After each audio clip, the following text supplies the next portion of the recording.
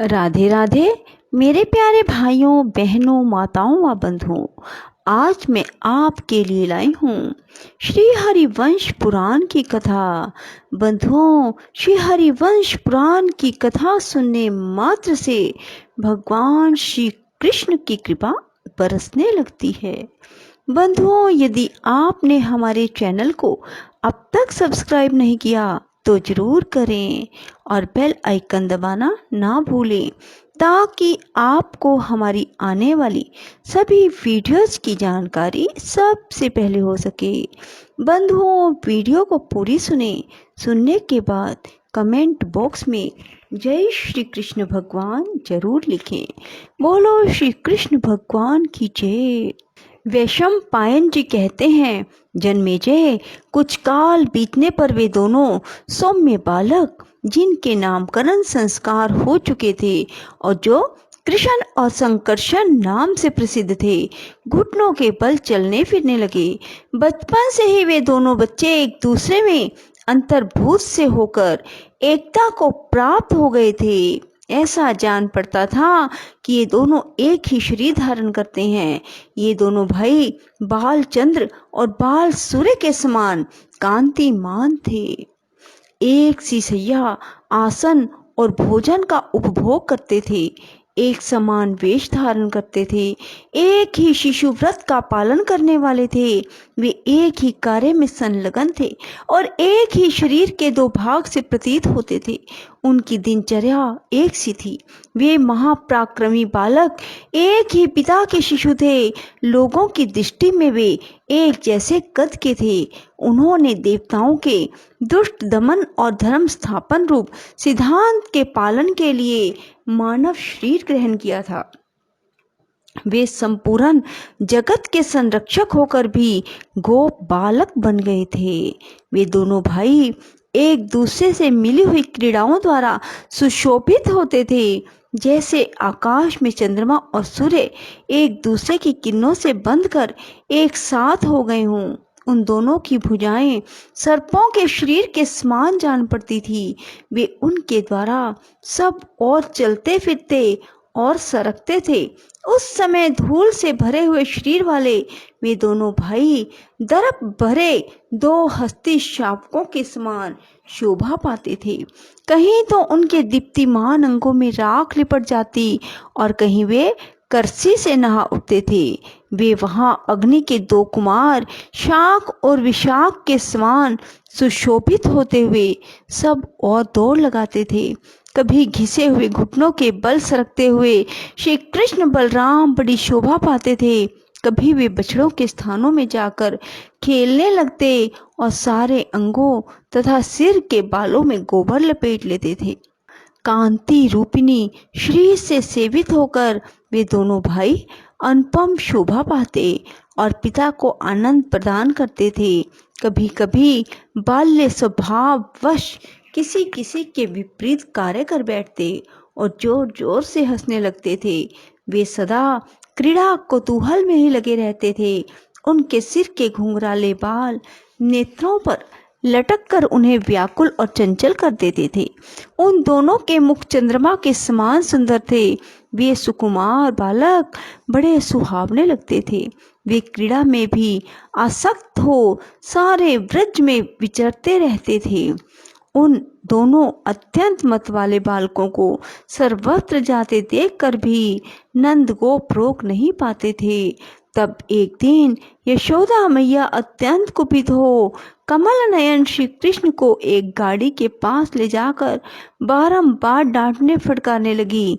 इतना ही नहीं, उसने उनके पेट और कमर में रस्सी बांधकर उस रस्सी को ओखली में कस दिया और कहा, अब जा सको तो जाओ। इतना कहकर वह घर के काम धंधों में लग गई। यशोदा के कार्य में तत्पर होते ही लाला कन्हैया बाल लीला करता और ब्रज के लोगों को विस्मय में डालता हुआ आंगन से निकला। वह ओखली को घसीटता हुआ वन की ओर चला। मार्ग में एक साथ उत्पन्न हुए दो अर्जुन के वृक्ष थे जो बहुत बड़े हो गए थे। कन्हैया अपनी ओखली को खींचता हुआ दोनों वृक्षों के बीच से होकर निकला। खींचते हुए कन्हैया के उधर से बंधी हुई वह ओखली टेढ़ी होकर उन दोनों अर्जुन वृक्षों की जड़ में जा लगी और वहीं अटक गई। और फिर तो उसने उन वृक्षों सहित ओखली को जोर से खींचा। बालक कन्हैया द्वारा वेग से खींचे गए वे दोनों अर्जुन वृक्ष जड़ और शाखाओं से ही टूटकर गिर पड़े और वह अपने दिव्य बल का आश्रय ले गोपों को दिखाने के लिए उन दोनों वृक्षों के बीच में खड़ा खड़ा हंसने लगा। उस बालक के प्रभाव से वह रस्सी और भी दृढ़ हो गई। यमुना तीर के मार्ग पर खड़ी हुई गोपियों ने जब बाल कृष्ण को उस अवस्था में देखा तब वे आश्चर्यचकित हो करुण क्रंदन करती हुई यशोदा जी के पास गई। उन सब के मुख पर घबराहट छाई हुई थी। उन गोपांगनाओं ने यशोदा से कहा, यशोदा जी वेग से आओ, संभ्रम के कारण तुम विलंब क्यों करती हो? ब्रज में वे जो दोनों अर्जुन वृक्ष थे जहाँ हमारी प्रत्येक याचना और मनोती सफल होती थी, वे दोनों वृक्ष तुम्हारे पुत्र के ऊपर गिर पड़े। बंधा हुआ बछड़ा हो उसी प्रकार उधर में मजबूत रस्सी से बंधा हुआ तुम्हारा वह बालक उन वृक्षों के बीच में खड़ा खड़ा हंस रहा था। अपने को पंडित मानने वाली मूढ़ दुर्बुद्धि यशोदे, उठो, चलो हमारे साथ और अपने जीवित पुत्र को जो मानव मौत के मुख से बचकर निकला है घर ले आओ। यशोदा भयभीत हो सहसा उठी और हाहाकार करती हुई उस स्थान पर गई जहां उसके लाला ने उन दोनों वृक्षों को धराशायी कर दिया था। उसने अपने पुत्र को उन दोनों वृक्षों के बीच में खड़ा देखा जो रस्सी से पेट में बंधी हुई ओखली को अपनी ओर खींच रहा था। गोपियों और बड़े बूढ़े गोपों सहित सारे ब्रज में उस समय इसी घटना की चर्चा होने लगी। गोपों के यहाँ जो महान और अद्भुत घटना घटी हुई थी उसे देखने के लिए चारों ओर से लोग आने लगे। वन में विचरने वाले वे गोप अपनी इच्छा के अनुसार वहां आकर कहने लगे, ओहो, ब्रज के ये दोनों वृक्ष देव मंदिर के समान थे। इनको किसने गिरा दिया? ना आंधी चली, ना वर्षा हुई, ना बिजली गिरी, ना किसी हाथी ने आकर डक्कर मारी। इन सब दोषों के बिना ही ये दोनों वृक्ष किसके द्वारा गिराए गए? अहो, जड़ से अलग हो जाने के कारण पृथ्वी पर गिरे हुए ये दोनों अर्जुन वृक्ष जलहीन बादलों के समान शोभा रहित हो गए थे। नंदगोप, यदि ये दोनों वृक्ष इस गोष्ठ में लगाए गए थे और समस्त घोषवासियों का कल्याण करते थे तो आज उस अवस्था में पहुंचकर भी वे दोनों आप पर प्रसन्न हैं, जिससे विशाल होने पर भी इन वृक्षों ने पृथ्वी पर गिरते समय तुम्हारे बालक को जीवित छोड़ दिया। इस व्रज में यह तीसरी बार औत्पातिक घटना हुई है। पूतना का विनाश, छकड़े का उलटना और वृक्षों का धराशायी होना, ये तीन उपद्रव यही हो चुके। इस स्थान पर हमारे इस व्रज का रहना अब उचित नहीं जान पड़ता, क्योंकि यहाँ अशुभ परिणाम की सूचना देने वाली उत्पात दिखाई देने लगे हैं।